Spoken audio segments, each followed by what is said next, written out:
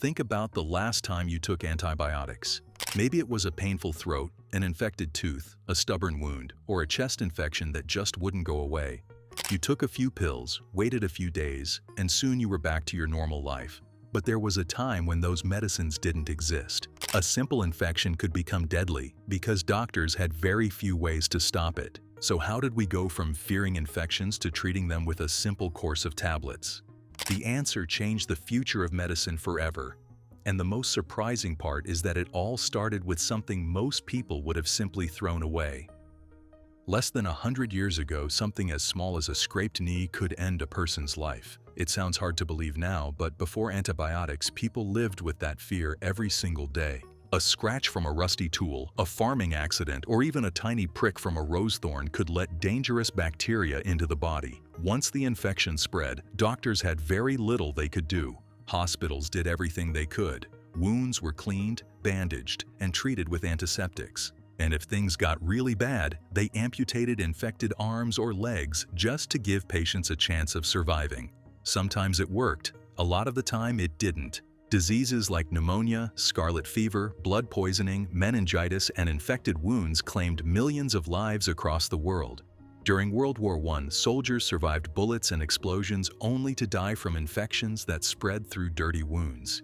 Even giving birth was far more dangerous than it is today.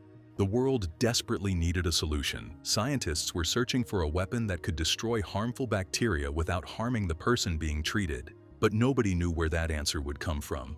And then, completely by accident, it appeared in one of the most unexpected places imaginable. A messy laboratory in London. That lab belonged to Alexander Fleming, a Scottish doctor who worked at St. Mary's Hospital. Fleming was famous for being brilliant, curious, and honestly, pretty untidy. While other researchers cleaned every experiment immediately, Fleming often left things around because he liked watching how things changed over time. Years earlier, while working as an army doctor during World War I, he had watched soldiers die from infections and became determined to find a better way to fight bacteria. In 1928, Fleming was studying bacteria in glass dishes called Petri dishes. Before leaving for a holiday, he accidentally left some dishes containing staphylococcal bacteria on his workbench. When he returned and began examining them, one dish caught his attention. A strange blue-green mold had grown on it. Normally, a contaminated dish would go straight into the trash, but Fleming noticed something unusual. Around the mold was a clear area where the bacteria had completely disappeared. The mold was producing something that could stop bacteria from growing. Fleming had discovered something extraordinary. The mold was not just growing alongside the bacteria, it was fighting them. He carefully studied the mold and identified it as belonging to the Penicillium family. The antibacterial substance it produced was named penicillin.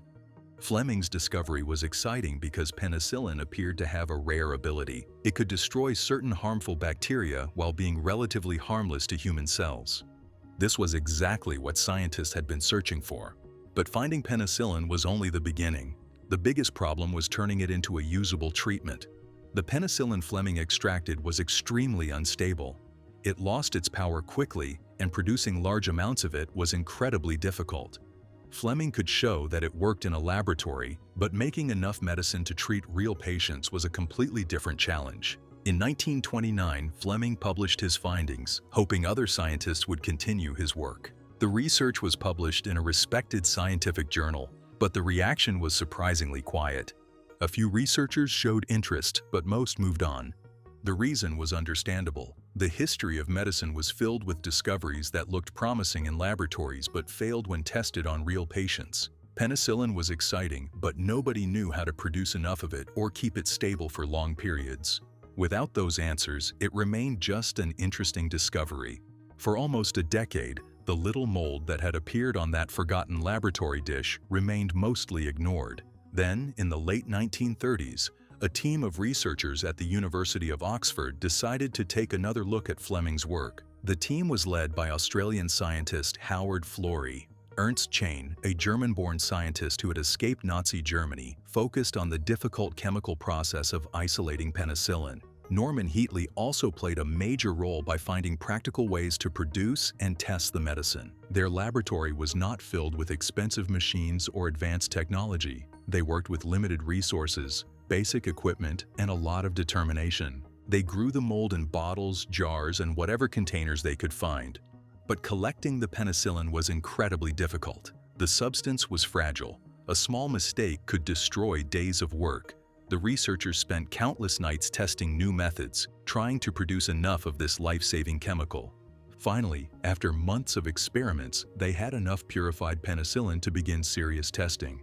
The first experiments were carried out on mice. Several animals were deliberately infected with deadly bacteria, half received penicillin, while the others did not. The results shocked everyone. By the next morning, the untreated mice had died.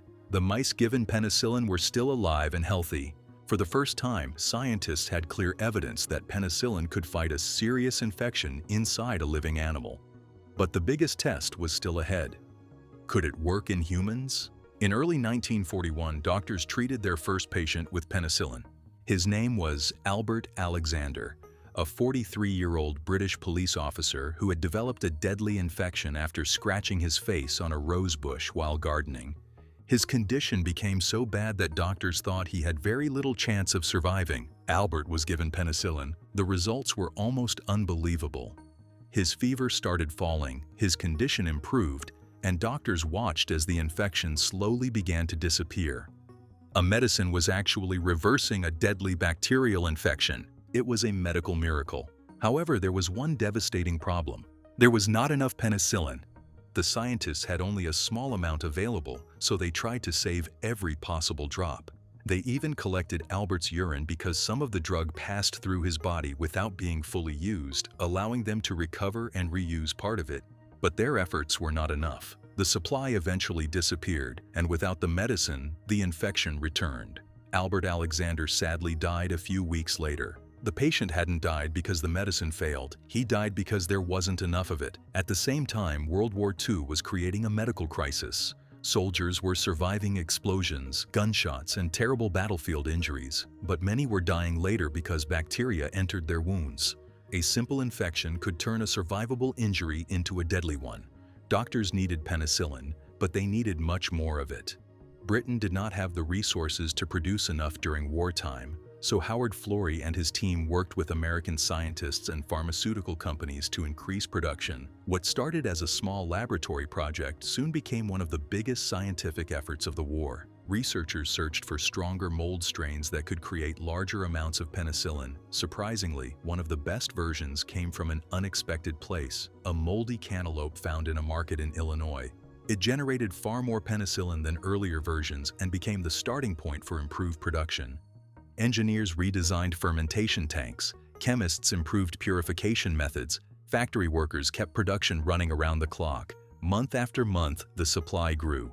Companies including Pfizer, Merck, and others invested heavily in developing large-scale production methods. By 1944, during the D-Day invasion, penicillin was available in military hospitals. Soldiers who might once have died from infected wounds now had a much better chance of surviving. It was considered almost as important as weapons and supplies. The United States even included penicillin production as a major wartime priority.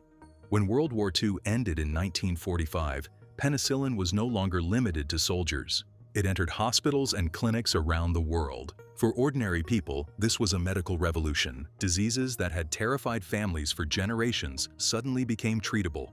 Children survived bacterial pneumonia. Mothers had a better chance of surviving infections after childbirth.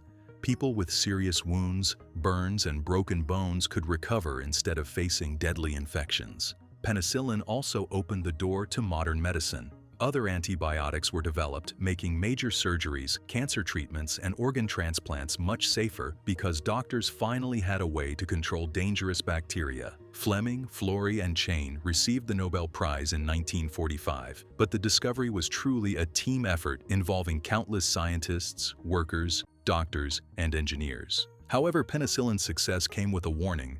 Bacteria started fighting back.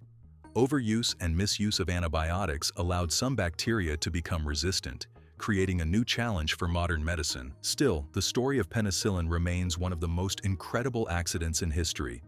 A tiny patch of mold growing in a laboratory became a discovery that transformed healthcare and saved millions of lives around the world. If you enjoyed this story, don't forget to leave a like. It really helps the channel grow and lets us keep making videos like this. And if there's another incredible story from history you'd like us to cover, drop it in the comments because we read every one of them. Thanks for watching, and we'll see you in the next one.